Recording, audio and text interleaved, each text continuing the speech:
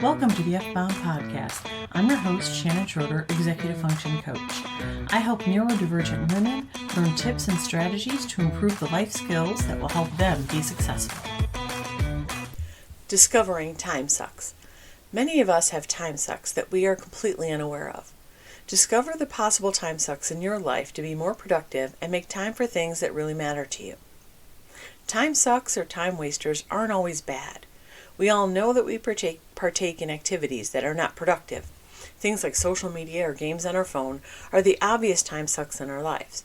We might use those things to relax or take a break. 5 common time sucks. These time sucks are things that you may or may not be aware of in your life, but now's the time to consider these things. They interfere with your ability to manage your time, which impacts how much time you have for the things that are important to you. Number 1, not having goals. I've talked about goal setting quite a bit, and I don't want you to be overwhelmed, but you should have specific goals for every area of your life. Start with your personal values and set goals for each aspect: personal, career, relationship, health, home, finances, etc. You can pick and choose what aspects you should include, but knowing what you want for each part of your life will enable you to plan. Number 2, not planning or scheduling the important things. We all know we have the exact same 24 hours in a day. You have time for what you make time for. If having dinner with the family is important, schedule it. If making it to your kids' soccer game is important, schedule it. Often we shift the things that are important to us, like family and relationships, and put them on the back burner. They are relegated to the leftover time. If it's really important, it goes in the planner and you schedule other things around it. Number 3, lack of organization and systems. This one isn't really a shocker for anyone here, right? I mean, it's why you're reading. Time management is a huge issue for most people struggling with executive functioning. It's tied closely to planning and prioritization. How can you have dinner with the family at 6 if you haven't decided on a recipe, bought the food, and allowed time for cooking? Create systems for you so you and your family know what to expect. Have a meal planner in place with a shopping list. Have games, events, and performances in a centrally located calendar so you can see what's coming up.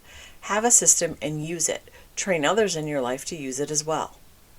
Number 4, trying to do it all. I feel this one hard.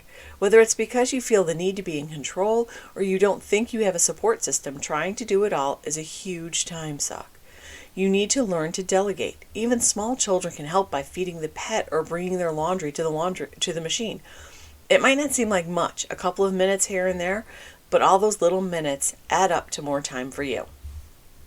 Number 5, not having boundaries.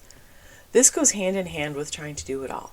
If you're a people pleaser, you will take on extra obligations and responsibilities without giving any thought to how and when you can do it. You don't want to let people down, so you automatically say yes. That needs to stop. You do not have to feel guilty for protecting your time, energy, and well-being. I'm not saying you can't volunteer to do things. You just need to be conscious of the choices you are making. Prioritizing. Once you've determined the different time sucks in your life, how do you figure out how to change? What things can you implement to give yourself the time you really want? First, it starts with prioritization. For those of you who do better with images, take a look at Covey's quadrants. Stephen Covey wrote The 7 Habits of Highly Effective People, and he talks about how to organize tasks into one of 4 quadrants. Quadrant 1, important and urgent. These are things that have to be done now or really soon. They are both important, bad things happen if it's not done, and time sensitive. Quadrant 2, important and non-urgent. These are things we have to get done, but they are not time sensitive. If you push them off a little, you can get away with it, but you do have to do them. Quadrant 3, not important, but urgent. These are tasks that are time sensitive, but don't really carry negative consequences if they aren't taken care of. Things like answering phone calls and emails, they interrupt what you're doing, and often your instinct is to respond immediately. Quadrant 4, not important or urgent. These are the busy work or time waster things like games, chatting with coworkers, and scrolling social media. One thing I want to point out is that just because something is in this quadrant doesn't mean you have to cut it out. It's just about being conscious of how much time you're wasting here. For tasks you have to complete, determine the order of completion based on quadrant. Quadrant 1 gets done first.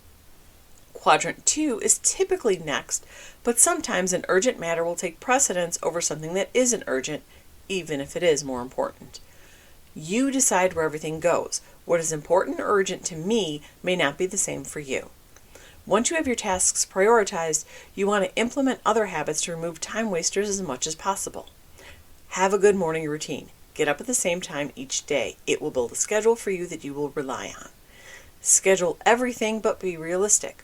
Once you know what you have to do, you've prioritized that list, you can plan your schedule. Batch similar tasks so you don't have to switch your focus too often. Efficiently plan out errands. Don't schedule time wasters. Fill your time with the important things first. Trust me, the time sucks will find their way into free space. Plan your day and week ahead of time. Use Sunday, or whatever day works for you, to look ahead and see what you have coming up. Each night, plan for the following day. Doing so will get you in the best mindset for success. When you have a gap in scheduled tasks, see what small things you can do.